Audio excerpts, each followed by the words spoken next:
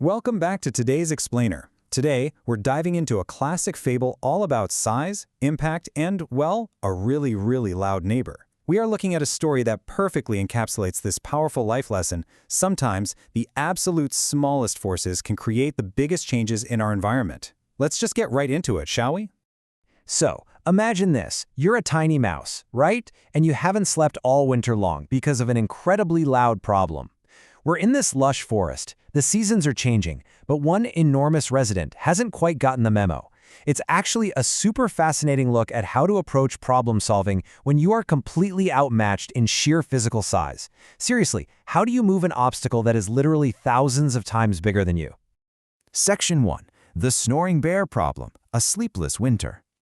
Our story kicks off with a deeply relatable issue that sets off this crazy escalating chain of events. Summer is finally here, but there's a massive bear still fast asleep in his cave. Meanwhile, our tiny, exhausted mouse is wandering aimlessly through the forest because the bear's noisy snoring has kept him awake all winter long. The little guy tries absolutely everything. He even resorts to bringing a bugle to the cave and blowing vigorously into it. I mean, just picture that, a tiny mouse trying to wake a literal bear with a horn. But the bear, he just sleeps and snores right through the whole shebang. It's your classic immovable object meeting a very, very small force. Desperate for a solution, the sleepless mouse gets some advice from his friends. They see how sad he is, hear about his noisy neighbor problem, and they suggest he go ask the king of the forest for help. Why the lion? Well, as the animals point out, the lion's roar is so loud that absolutely everyone jumps the instant they hear it. Now, even though the little mouse is terrified by the mere thought of facing this mighty beast, his desperation for just one single good night's sleep pushes him to seek out the king's assistance. Moving on to Section 2, The Lion's Arrogance, a Snack-Sized Request. So, the mouse arrives only to find the lion sleeping. He is so terrified by the sight of the beast that he almost gives up right there and goes home. But, oops, he accidentally steps on a branch, snapping it and waking the big cat. The trembling mouse explains his predicament, saying his small voice just can't wake the bear, but one mighty roar from the lion would fix everything. But instead of helping, the lion arrogantly dismisses him. He actually sneers, quote, "I don't have time to spend for a tiny little useless mouse like you. You're not even big enough to be considered snack size." And the king of the forest simply walks away, leaving the desperate mouse behind. It brilliantly illustrates how those with immense power often dismiss the problems of the powerless simply because, well, they can. Which brings us to Section 3, The Mighty Itch. The king hides in shame. Okay, the narrative shifts drastically right here. Just after strutting away, the mighty cat is suddenly ambushed by jumping fleas. The fierce king of the forest is forced to literally hide deep in the woods in a corner where no one can see him. He's wheezing, scratching nonstop, and just desperate to keep his royal, intimidating facade from completely shattering. It's a fantastic twist of fate, really. The creature who just boasted about his incredible size and power is brought to his knees by something barely even visible to the naked eye. You've got to consider this frantic, escalating progression of the lion's failed attempts to stop the itch because it perfectly captures his total loss of control. First, he's scratching furiously with his paws.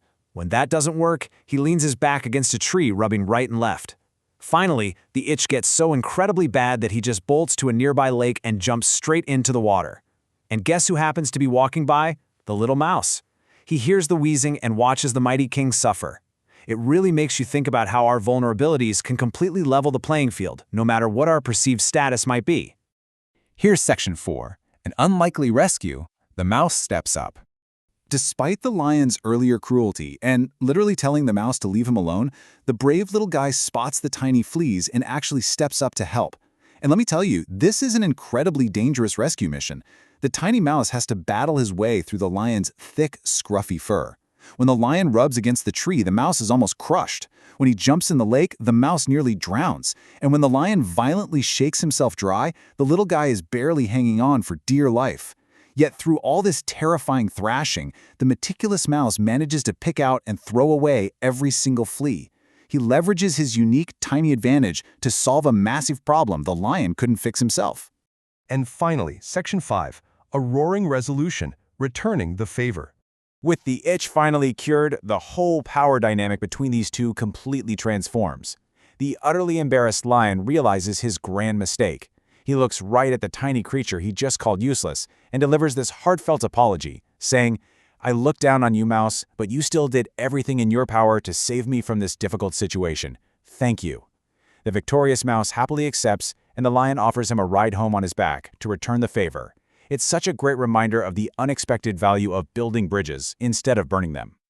Riding high on the lion's back, the mouse arrives home and boom, they are immediately greeted by the familiar booming sound of that big bear's loud snoring. The lion, keeping his promise, steps right into the cave, takes a massive deep breath, and unleashes a deafening roar right into the bear's ears. It was a roar so powerful, the source material notes it actually shook the stone floor of the cave. So the crucial takeaway here is that this unlikely team effort pays off beautifully. The massive bear is comically startled awake, and he runs out of his cave completely disoriented, asking, "What happened? Did the sun come out? Is it summer? Where is it?" All the forest animals share a good laugh at the big silly bear, but most importantly, our sleep-deprived tiny mouse finally reclaims his quiet forest and gets that well-deserved peace he sought all winter long. He solved a giant problem simply by finding the exact right giant lever to pull.